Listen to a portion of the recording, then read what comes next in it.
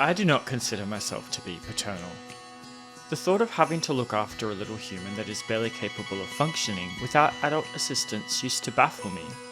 Why would you bring a being that is such a drain on your own resources into the world? Before I lived in Japan and taught English, I didn't even really like children. I was a selfish person. However, 7 years into that job, having taught kids of all ages, the paradigm shifted, and when I look on a child now, that instinct to protect their innocence flares up like the acne of youth. Children can be funny, and add an element of surprise to the world through the lens of unabashed curiosity. The yearning desire to know everything. But, more importantly, why? My hobby being gaming, those titles that tend to have an element of child-rearing to them always got put down within the first couple of hours of playing, as I just didn't have the patience for them. However, when looking at PlayStation 1 games to review for my channel, Guardians Crusade came into consideration as a title that had little coverage, and I wanted to give it another go. Now, I will preface that I did try this game when I was a teen and didn't enjoy it as it seemed too childish and basic compared to my taste in games at that time. Having to micromanage a pink blob and prevent it from eating my face was not a notion that invoked joy.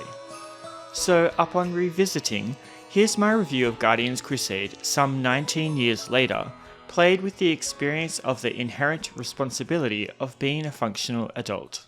Guardians Crusade, known in Japan as Naito & Baby, is a JRPG exclusive to the Sony PlayStation developed by Tamsoft. Self-published in Japan, the game was ported to the West by Activision between 1998 and 1999. The game was also re-released as a PS1 Classic for the PSN only in Japan in 2009. I find it interesting that the game does not tend to get a lot of coverage on YouTube, or make hidden gems lists, often overlooked in the gaming community. I am not sure why this is, whether it's the fact that you play a paternal father figure to a pink, ambiguous baby, or just because people typically don't appreciate simplicity in a title, instead yearning for complex gameplay systems and in-depth stories with holistic world building. That being said, is it worth playing now? Let's do a bit of a deeper dive and find out. We are placed into the Sabatons of Knight, a young boy seeking his destiny in the wide, wide world. Knight lives in the sleepy village of Orgo, a small farming settlement far removed from the intensity of metropolis life. He spends his days dreaming of becoming a full-fledged knight, living his days with his fairy companion, Nehani, who he'd found wounded in the nearby woods. Nehani can be a little bossy and naggy when it comes to how Knight lives his life, but you can also tell that she really cares for him. After a particularly nasty overnight storm, the pair are entrusted the task of delivering a letter to the mayor of the nearby village, outlining a bad omen. Upon making the delivery and discovering that the mayor of Orgo is an overly paranoid individual, our heroes stumble upon a small pink creature in the middle of the road upon their return. Before any words can be spoken, a divine light bequeaths Knight to take up the mantle of destiny and return the creature, referred to as Baby, to its mother at God's Tower. Unfortunately, the calling of destiny is not always so simply answered, and Knight and Nehani are commanded by Orgo's mayor to dump the creature in a nearby cave, like one of those heartless hillbillies that leave a litter of kittens inside a cardboard box on the roadside, in the rain. Being children themselves, Knight and Nehani obey, and bid farewell to the creature outside the entrance to the Cave of Fear. However, after stewing on it a little, they realise that their action was not morally just, and perhaps a little reprehensible in the manual of knighthood. Return to the cave, find the child, almost die to a giant avian creature, fall off a cliff, and their adventure begins. The story of Guardians Crusade doesn't have anything that you haven't seen before, and there is nothing particularly distinct about it that sets it apart from contemporaries. It's an adventure of going from point A to point B and collecting MacGuffins to move the story forward. Along the way, you'll meet characters of importance like Darkbeat and his sister Ibki, who are searching the world for a way to turn Ibki back into a human. There's also Calcanor and his entourage of Ramal and Gwynladin from the kingdom of Triscan, whose purpose is to collect precious gems that are said to hold the power to seal an evil god. Whilst the narrative threads of Guardians Crusade are weak, I still enjoyed observing the development of the characters as the story went, because the localization of this title was very well handled, with an intrinsically woven diegetic narrative.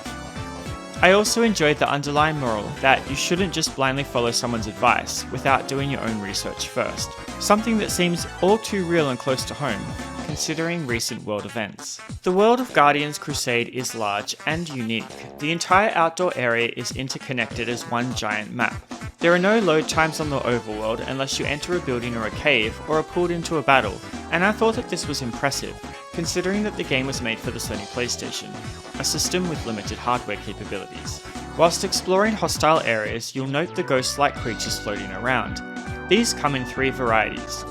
Small white ones that run away from you, pink ones that will follow you for a time if they see you, and large white ones that aggressively and relentlessly pursue you. Each type is representative of the difficulty of the enemy party in comparison to your combined level. I thought it was clever and a great way to telegraph whether you were at a sufficient level for the area you were travelling through, or if you needed to do some more training. When Knight makes contact with one of the ghostly tadpoles, your party will be drawn into battle, and the first thing you may notice is that the graphic fidelity is higher on the polygonal models within battle than they are within the world. The second thing you'll notice is that the monsters are jamming along to the beat. Battles are turn-based, supported by a camera hanging over the shoulder of Knight that becomes dynamic whenever action takes place, showcasing the assault from different angles. Most of the game you will have Knight and Baby together, with Nehani hovering around, though in some instances Knight will be without his pink companion. Knight does not have any abilities other than his confidence with his blade, which builds as the story goes on. Baby, however, will attack independent of direct input, though Knight can request him to change the way he approaches battle, such as attacking, healing, or even running away. Baby can also transform into a variety of tools, as well as some previous enemies that you have encountered, but I found that this tended to be very random. Baby may also sometimes become cranky and attack Knight, though I guess I must be a good parent as this didn't happen in my playthrough. Baby's dependence on Knight and Knight's skills as a parent are evidenced directly through Baby's combat capabilities. From the field menu you can feed Baby a snack or have him play fetch. If you ensure that you are feeding Baby all of Knight's old equipment, and never scold him when he comes back from fetching an item, it's less likely that Baby will turn his jaws upon you. He also does not like being KO'd in battle, so watch his HP carefully. I liked that the rearing aspect of Guardians Crusade was simple compared to some other titles that tried to achieve the same thing. This simplicity of managing Baby's mood meant that I could put more of a focus and more time into the story and exploration of the world to find treasure and living toys. Living toys are automaton devices that can be deployed into battle to assist Knight and Baby with a variety of techniques. Some are even useful outside of battle. For example, Mapster is invaluable for determining where you are on the overworld, preventing you from getting lost. Earlier I mentioned that Knight didn't have any abilities of his own. This is because he relies on his psychic points to control living toys. There are over 75 of them, some useful and others not so much. You can only deploy up to 3 living toys into battle at a time, and most of them can only take 3 hits from the enemy before they are disabled. Living toys come in 3 types. Continuous, which will stay deployed in battle until the battle ends or they are defeated. Multiple use, which can be called upon multiple times within the same battle, such as Nurse or Angel. And single use, whom can only be used once per battle. Overall, I felt that the living toys were a unique way to handle abilities and magic, and found them invaluable in situations where Knight was without Baby. They act on their own, but will always use the ability that they possess, without fail, so you don't need to worry about managing them directly. They also scale their combat capabilities alongside Knight, so you never need to be concerned that they will eventually become useless and superseded. For example, I used Pyro for most of the game, and it was always useful. Guardians Crusade places a large emphasis on exploration, giving you full control of the camera to pan about the 3D rendered environments. Often, I found that I'd missed a chest when I was leaving a dungeon, as I hadn't used the camera to explore every nook and cranny on the way in. The camera can also sometimes be your worst enemy, if you run blindly whilst turning it without a lick of caution for what may be on the other side of a wall. Chests within dungeons tend to contain useful items, particularly equipment and living toys that are imperative to being able to complete your journey. The way in which the lid of the chest flies into the sky with such force, as an ecstasy of light dances out from within the open chest, made me smile every time I encountered it. Dangerous locations aren't the only place you need to keep your eyes peeled though, as every item within a house can generally be investigated, but beware as every surface you pass your peepers over is a prompt for Nehani to say,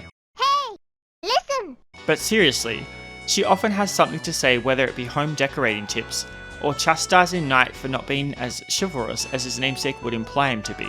Sometimes I just wish she would shut up. Whilst most of the game exploration is conducted on foot, in the later stages of the adventure you'll be able to sail the oceans on a water bug named Chester, or even fly up on Baby's back. Both methods of travel are slower than walking though, especially flying. When airborne, the only places that you can land are within dangerous fields and not inside towns, which meant that you needed to walk on foot anyway if you were looking to enter one of the bigger cities. You cannot enter combat whilst flying, however this is not the case on the open seas. Enemies on the ocean are represented as pirate ships rather than ghosts, and the field of view tends to be more limited, which makes it more difficult to see where the enemies are and gives you less chance to avoid them.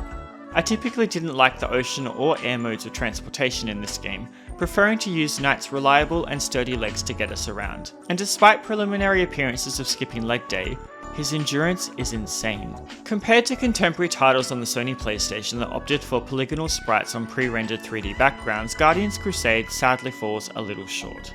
It isn't a bad game to look at by any means, it just doesn't have some of the awe and charm that other games within the same era inspire from their presentation. The terrain all being squared off like blocks drew to mind Minecraft, though that isn't a detriment. Enemy designs were interesting and varied, and the living toys themselves always presented in fascinating ways, even though I got to see so few of them due to a lack of experimentation on my behalf. I did appreciate that the complexity of graphics changed for battles, giving a better representation of characters. FMV cutscenes also helped to flesh out some of the more memorable moments, capturing scenes and events in ways that the game engine would never have been able to achieve. The music for Guardians Crusade is not credited to a single individual, but a couple of musicians who collectively came together to create a sound environment that is unique and easy to listen to. From the opening song, which has a very 80s vibe, putting to mind the never-ending story, to the synth jazz and bopping beats, everything was just on point. My favourite track is the one that played in Carmarthen, the miners' village. Mining seems like one of the most boring tasks that I wouldn't even enjoy partaking in, but somehow, I always found myself returning to Carmarthen to listen to its music. The track has an interesting chord progression and changes to a more upbeat melody partway through. It makes me happy every time I hear it. The sound effects also add emphasis to attacks and abilities in battle, and I liked the cute little noises that Baby made whenever he was fed a snack that he enjoyed. Guardians Crusade presents as a coming-of-age adventure where our protagonist grows both as a person and a knight. Whilst the game doesn't do anything new in terms of its narrative, the relationship between Knight, Nehani and Baby kept the game interesting enough to make me want to press on to the end. The implementation of living toys, as opposed to standard magic, presented a robust system to support Knight both within and outside of battle. Whilst the game often misses hidden gem lists and is overlooked, I really believe that people should give it a chance, because like the heart that Knight presents in his adoration of Baby, and in seeing the adventure through to the end, you too will fall in love and enjoy your time. Don't balk at the thought of rearing Baby, as the experience could even reveal to yourself a tender side that you may not have even known that you had.